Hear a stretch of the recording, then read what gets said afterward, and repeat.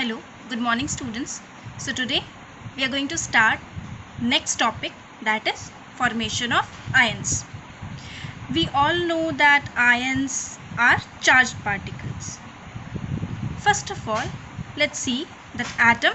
We know that atom is electrically neutral. That means it has net charge 0. That means it contains equal number of negative charge and equal number of positive charge. So we can say that atom is electrically neutral because it contains an equal number of electrons and protons, and we know in the previous class we have studied that electrons carry negative charge and protons carrying positive charge. So equal number of electrons and protons are present in an atom. That is why atom is electrically neutral. It carries no charge. Now this atom can lose or gain one or more electron. So on the basis of this gaining and losing electrons, ions are formed. And in this way only it gets electrically charged. So what definition is given in your book? The electrically charged particle that is formed whenever an atom loses or gains electrons is called an ion. Very true. Means ion is formed when an atom loses or gains electron. If an atom loses electron, then cation is formed. That means atom carrying positive charge formed. And whenever atom gains electron, suppose if atom is gaining electron, means electron is carrying negative charge, so whenever an atom gain electron, means negative charge, then that atom becomes negatively charged. That means it forms an ion. So we will see cation and anion here. This is your next topic. Now we will see that how many types of ions are there. First of all, we understood that the charged particle, electrically charged particle, that is formed whenever an atom loses or gains electron. Now we see that how many types of ions are there. So basically there are two types of ion, that is cation and anion. Cation means having a positive charge. So we can say that the positively charged ion is called cation, right? Now in cation, one more point is very important, that in this type of ion there are more protons than electrons. As here in the case of sodium, you can see sodium forms cation. See, basically one point I want to share with you, that generally metals, what are metals? So metals having 1, 2 or 3 electrons in its outermost shell. So you can see here, as you can see here, that sodium having 1 electron in the outermost shell. So what it will do? It will lose 1 electron. If it loses 1 electron, it will gain 1 positive charge, and 1 electron, as you can see here, loses. So now if it loses 1 electron, you can see, first of all, when it has 1 electron in the outermost shell, how many electrons are there? So generally sodium having 11 electrons and 11 protons. So basically this has net charge 0. Now if it loses 1 electron, that means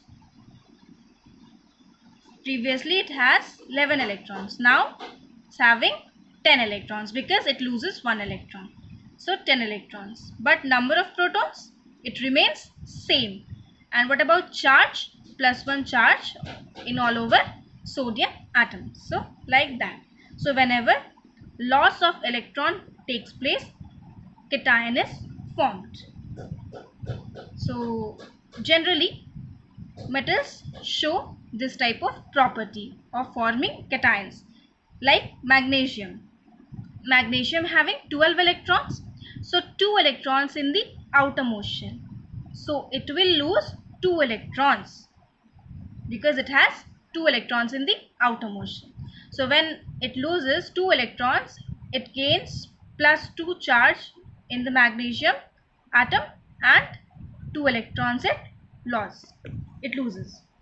So that means number of electrons magnesium 12 and charge 0, number of protons also 12. After losing, number of protons remains same, number of electron becomes 10 and charge becomes +2. So metals having a property to lose electrons and form cation. And we know that cation is a positively charged particle. So now let's see about formation of anion. So what is anion? Anion having negative charge. That means the negatively charged ion is called anion. Now you see chlorine. We know that chlorine having electronic configuration 2H7 means atomic number of chlorine is 17. Now it has 2, 8 and 7 electrons. 7 electrons in the outermost shell. So we know that non-metals are what? Non-metals having 5, 6, 7 or 8 electrons in the, not 8, sorry, 4, 5, 6, 7 electrons in the outermost shell. So 7 electrons in the outermost shell. So now what it will do, that it can gain electrons, because if it gains electrons, it becomes stable. So these non-metals can gain electron. So if it gains electrons, it carry one negative charge. Okay, so that is why now you see here charge of protons +70. So now number of electrons increases, means here 17 electrons are, and after gaining 18 electrons are there. Now protons remain same, means 17 protons are there, and after gaining also 17 protons are there. So and one about charge, what? Previously it has no charge. Now after gaining electrons, one negative charge is there, that is minus. -1, no need to write, only minus. So formation of anion takes place whenever gaining of electrons occurs. Now about anion, it is negatively charged ion, more electrons than protons, just opposite to cation. Now we will discuss about radicals. So what is radical? A radical is a single atom or a group of atoms of same or different elements combined chemically that acts as a single unit or behave as a single unit with a positive or negative charge. Okay, now don't get confused with a compound, because you know that a compound is also a group of atoms of same or different elements combined chemically that behave as a single unit. So there's a difference between radical and compound. Radical has a positive or negative charge, but compound is neutral. It has no charge and it combines in a fixed ratio by mass and by volume. Okay, so radical is a group of atoms of same or different elements combined chemically that behave as a single unit with a positive or negative charge. Here you can see some of the radicals, like ammonium radical. So what is the formula of ammonium radical? So NH4 plus. See, a molecule consists of two parts. One coming from parent acid and other coming from parent base. These parts may contain single atoms or group of atoms. Like for example, if I am taking CH3COOH, acetic acid, then CH3COO is coming from parent acid and H is coming from parent base, like that. So, the part of a molecule of any compound coming from the parent acid is called acid radical, whereas that which is coming from parent base is called basic radical. Like CH3COOH, I gave you one example. H is coming from parent base, so that is why H plus is basic radical, and CH3COO, it is coming from parent acid, so that is why it is an acid radical. You can see here the atoms within a radical are bonded with each other by covalent bond. What is this covalent bond?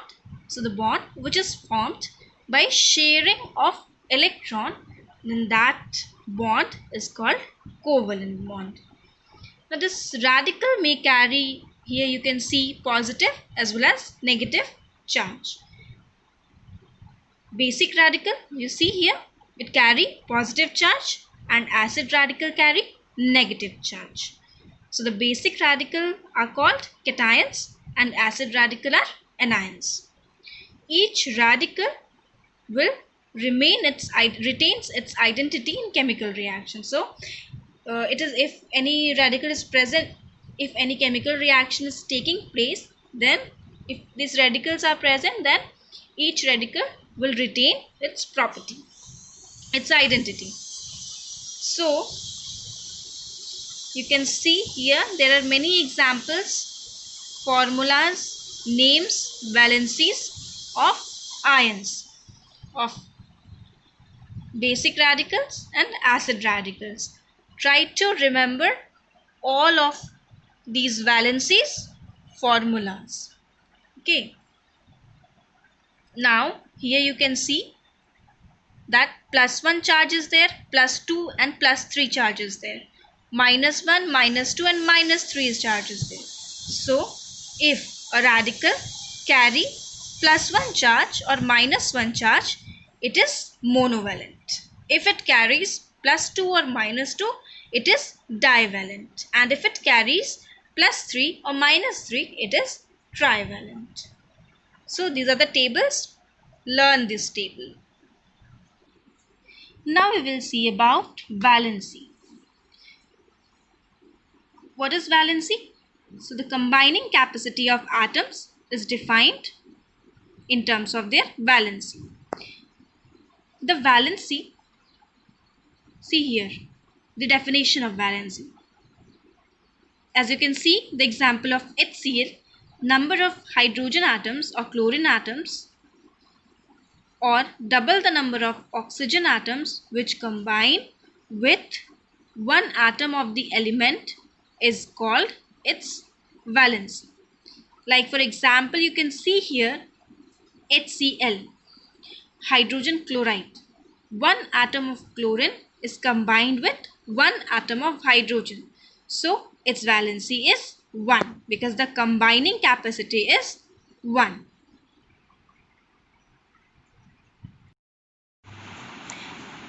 In this second example, as you can see here, in ammonia, one atom of nitrogen combined with 3 atoms of hydrogen. So we can say that valency of nitrogen is 3 because it combines with 3 atoms of hydrogen. But as you can see here in the third case, we've been asked that what is the valency of M in M2O3. So how can you identify this?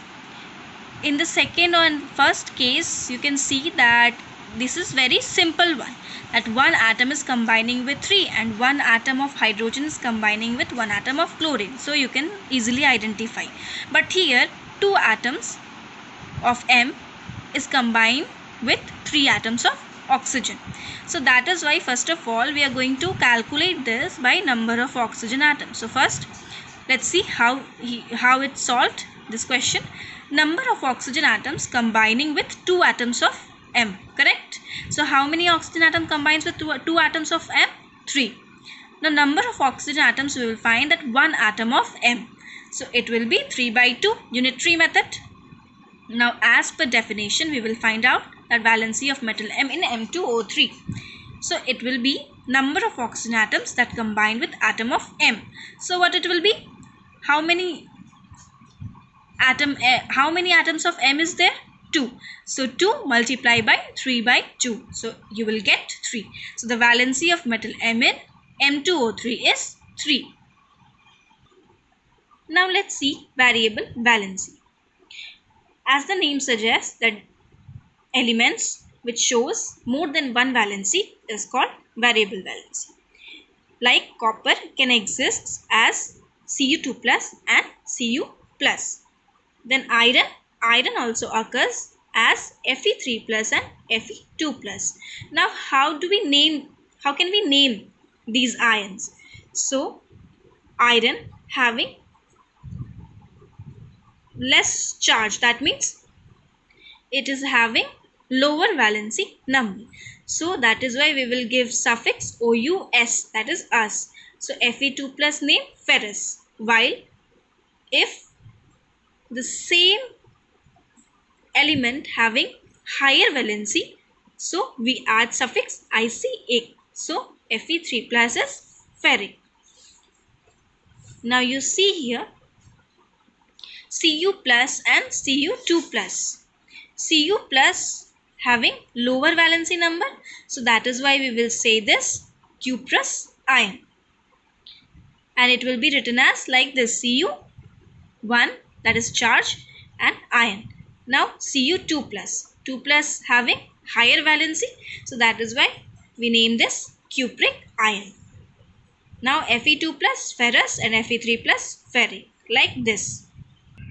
Now let's solve the valency of nitrogen in N2O5, that is question number 4. Now how can you find this one? So tell me that number of oxygen atoms combining with 2 atoms of nitrogen is how much? 5, right? So number of oxygen atoms is 5. I am writing here. So number of oxygen atoms combining with 2 atoms of nitrogen N is 3. 5 is here 5. Then tell me that number of oxygen atoms combining with 1 atom of nitrogen is how much? So 5 by 2, right? With 1 atom is 5 by 2.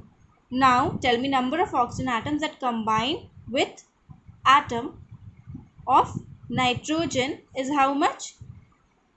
How much? So it will be 2 into 5 by 2. That means you will get the valency 5. So valency of nitrogen in N2O5 is 5.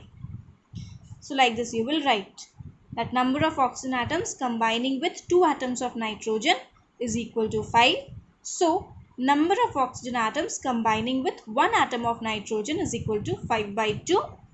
And number of oxygen atoms that combined with atom of nitrogen is equal to how much? 2 into 5 by 2, that is 5. So the valency of nitrogen here is 5. This will be your answer. Okay, revise all the things which I have given you. Thank you.